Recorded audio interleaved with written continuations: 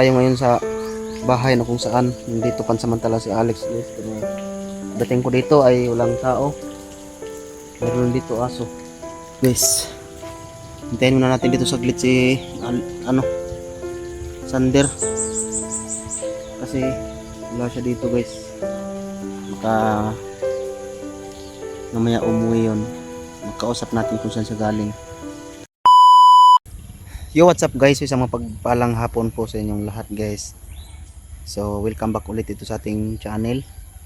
So, guys, sa video na to ay dito tayo ngayon sa garden ni Alex. Pero bago ang lahat, ayan, ako'y lubos na nagpapasalamat po sa inyo sa walang sawang suporta talaga ninyo sa atin, no? So, kahit maulan guys, kanina maulan, pinahinto ko lang. Naisip ko kasi pag minto yung ulan, sa lahat ng sumusuporta ay maraming salamat po sa inyo. Sana tuloy pa rin ang suporta ninyo. So, ako'y lubos talaga at taos puso nagpapasalamat, no? Kahit sa pagpanood pa lang ng video guys, pag-share ng video, comments and likes ay malaking tulong na po 'yan para sa amin. Para mas lalong maraming magkapanood ng video na 'to. Kaya guys, kung bago ka pa lang dito sa ating channel, huwag niyo sanang kalimutan mag-subscribe, like and share para lagi kayong updated every time na meron tayong bagong upload, no? Masubaybayan niyo rin. So, sa video na to ay nandito tayo ngayon sa garden. Kaya nagtaka ako. So, kanina pagdating ko, hindi pa ako nakabidyo. Pinuntahan ko dito. So, wala talaga siya dito. Hanggat sa inintay ko guys, no? Baka dumating siya, baka andun lang sa bahay. Pero natagalan ay wala talaga, no? Ano, yung niya, garden. So ngayon ay hintayin natin ngayon guys, no, kung saan siya nagpunta. Sana tapusin niyo tong video na to guys hanggang matapos. Kung makikita man natin kung saan siya nagpunta. Kasi wala dun sa bahay nila guys. At wala rin dito. Kaya nagtaka na ako guys. At kung nasaan siya pumunta, nasaan siya, no? So habang nihintay natin ay tingnan muna natin yung mga niya. Meron siyang na-time doon sibuyas. Siyempre itong mga butas guys. Tingnan natin kung tapos na ba yung butas. Kasi pag hindi pa tapos ay na lang natin. Tayo lang yung gagawa para matulungan din siya guys, no? Kaya tara na guys, libutin natin tong garden habang hinihintay po natin siya.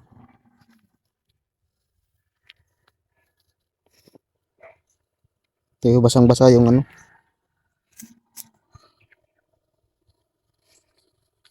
So tamang-tama guys, pwede na to taniman. Kasi naulan na. Inulan yung niya garden. Tapos kung mahina yung ulan guys ay pwede na daw siyang pwede naman siyang makiusap dito sa may-ari nitong patubig. Ayan, ito. Sabi niya tatanggalin lang daw dito yung join. Tatanggalin lang daw ng sabi ng may-ari, tapos pwede nang mag-spray dito para madiligan yung tanim. Ito.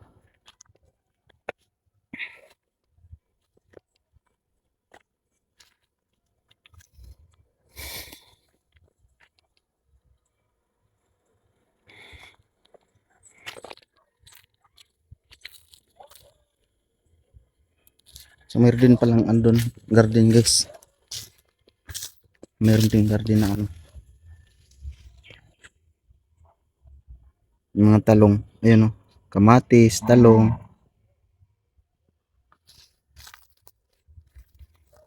Ito. Ano to? Malunggay. Malunggay ba to? Sa Bisayan ay kamunggay. Tamang tama na talaga taniman guys, oh. Kasi basang-basa yung lupa.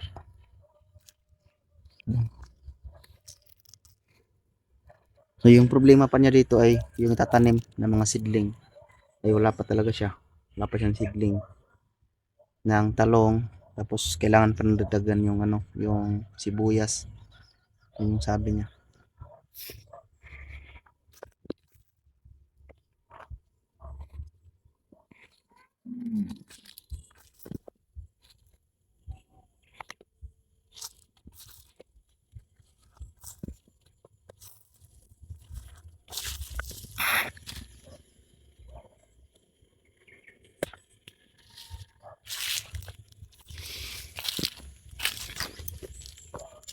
So,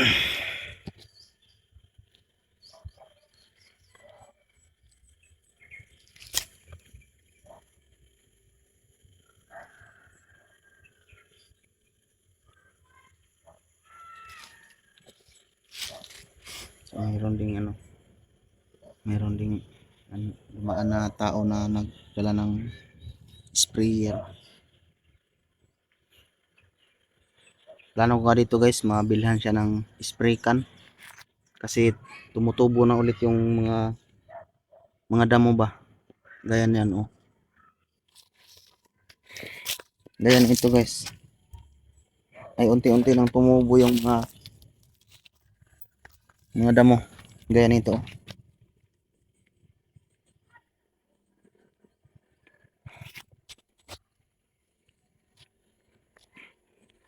So para manatiling malinis ay nagplano akong sana mabilhan natin ng spray can. Tapos yung medisina na pang spray para manatiling malinis yung kanyang garden. So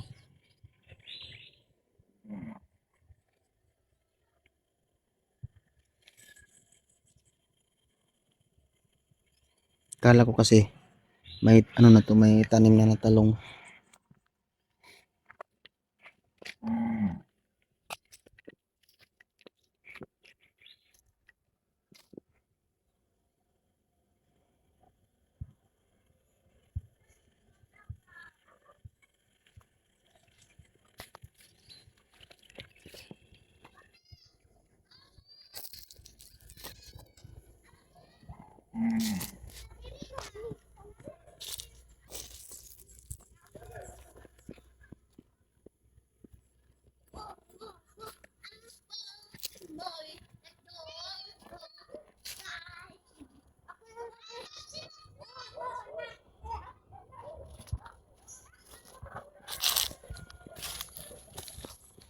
So kumpleto na talaga, no? Kumpleto na ng mga butas. Punta doon sa gilid. Yan oh, dito.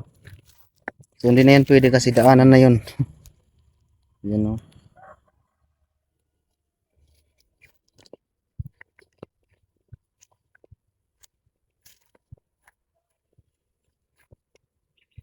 Ito dito.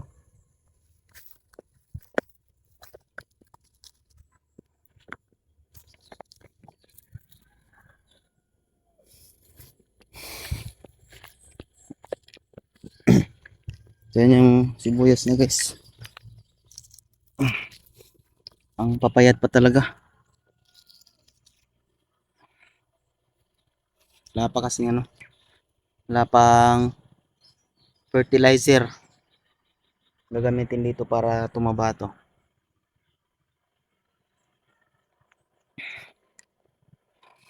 Kung meron lang sa akin guys, no, meron lang sana akong extra pera eh. Ako na talaga yung bibili talaga dito. Kaya lang parehas pa kami. Kaya think positive lang muna tayo guys. Dito.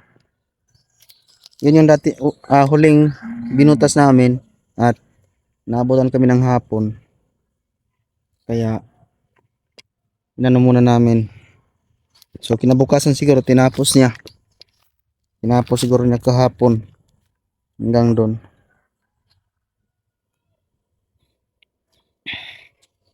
So guys, maganda na to tingnan pag meron na tong tanim. Wawa talaga ng Wawa talaga ng sibuyas.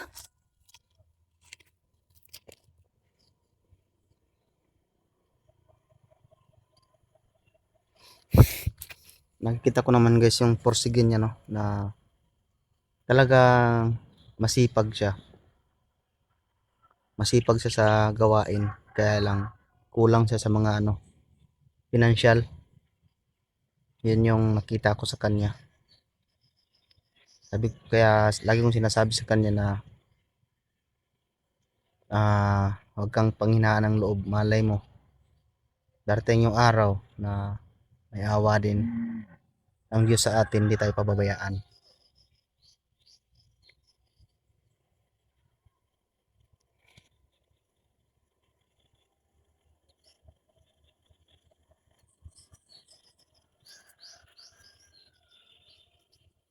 So ngayon wala pa rin siya guys. Saan kaya siya pumunta?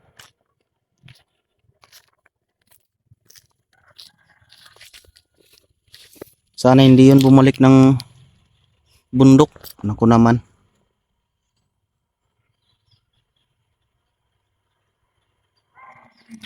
So wala naman siyang poproblemahin dahil mayroon naman siyang grocery na natid natin. Saan kaya yun pumunta?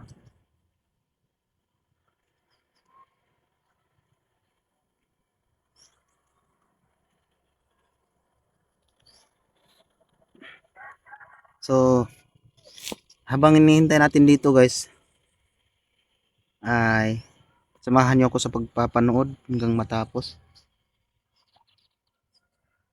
Kung hindi darating ngayon, kung hindi siya pupunta dito, tingnan natin dun sa bahay nila. At baka nandun na.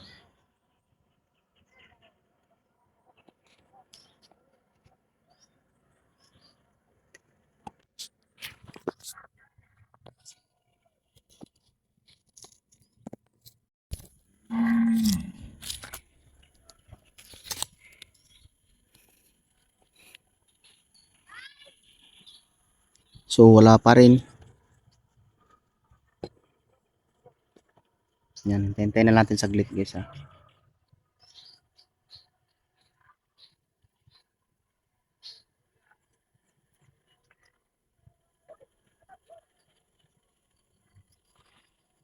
Bango nitong dahon ng tanglad.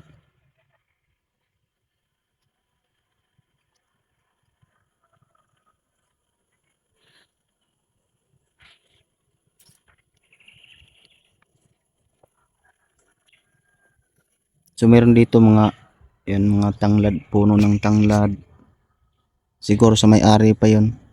Yun siguro yung ginawang boundary muna para sa kanya.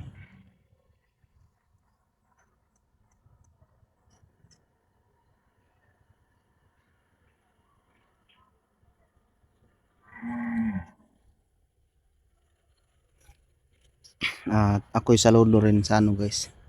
Saludo rin sa may-ari ng lupa dito na talagang pinayagan siya guys na ano, na dito muna magtanim. Siguro naawa din ganun. Kaya bait ng ano, bait ng may-ari ng lupa dito. Kaya lang marami mga bato guys, pero okay na yun, at least may mapagtaniman.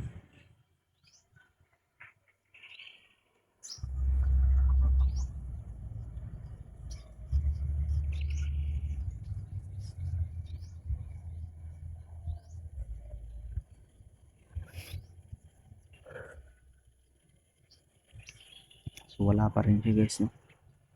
Saan kaya napunta? Guys, comment nyo sa baba kung ano yung nasa isip nyo guys, kasi iba yung nasa isip ko guys. Parang pinakabahan na ako. Pero di naman siguro yun babalik sa bundok, di ba? Kasi siya na mismo yung nag-ano, siya na mismo yung nagsabi na mahirap talaga doon.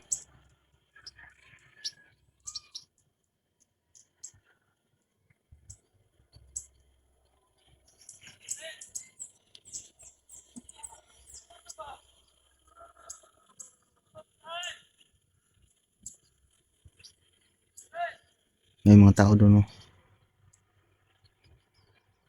Baka siyan sila na yun.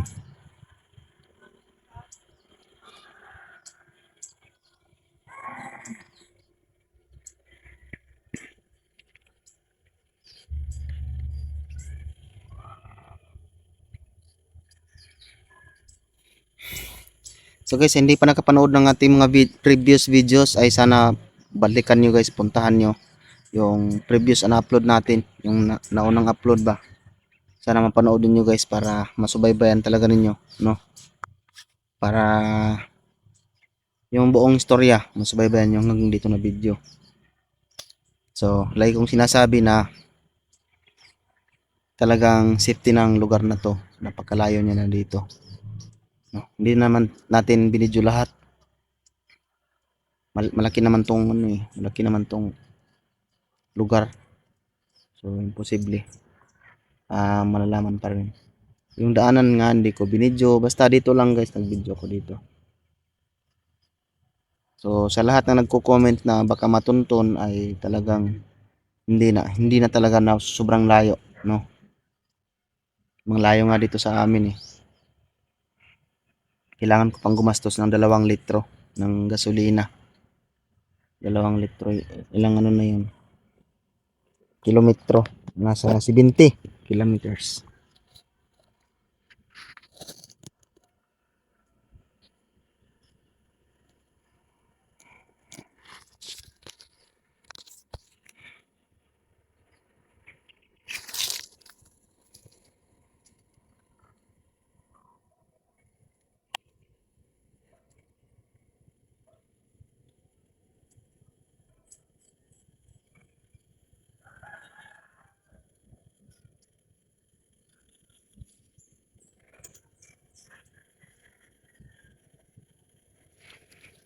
So guys, talagang hindi pa siya talaga dumating.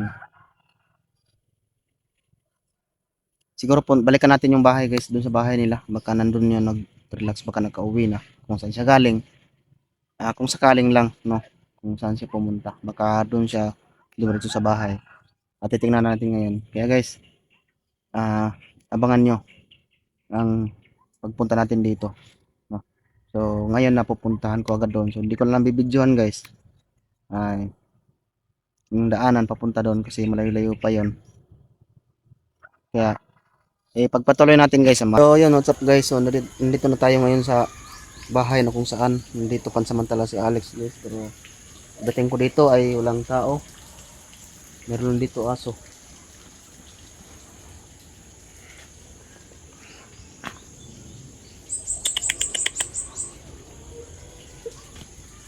Yun yung aso dito. Min.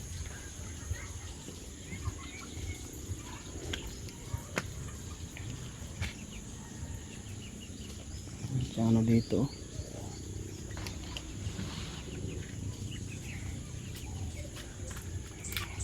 So.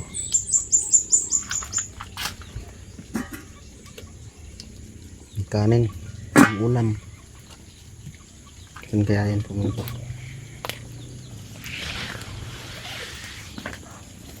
So guys, hintayin muna natin dito saglit si Sander kasi wala siya dito guys. Baka mamaya umuwi yun, makausap natin kung saan siya galing. Kaya tapos nyo itong video na to guys hanggang matapos, panoorin nyo. At syempre guys, huwag kalimutan mag-share ng ating video kung bago ka pa lang dito sa ating channel. Syempre huwag kalimutan mag-subscribe, like and share. At mag-comment din kayo guys kung ano yung may suggest ninyo.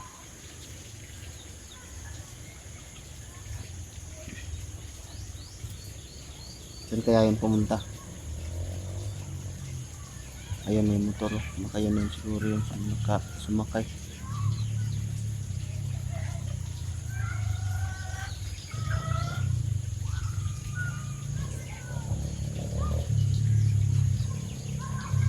Kung may tao lang sana dito guys, matanong natin.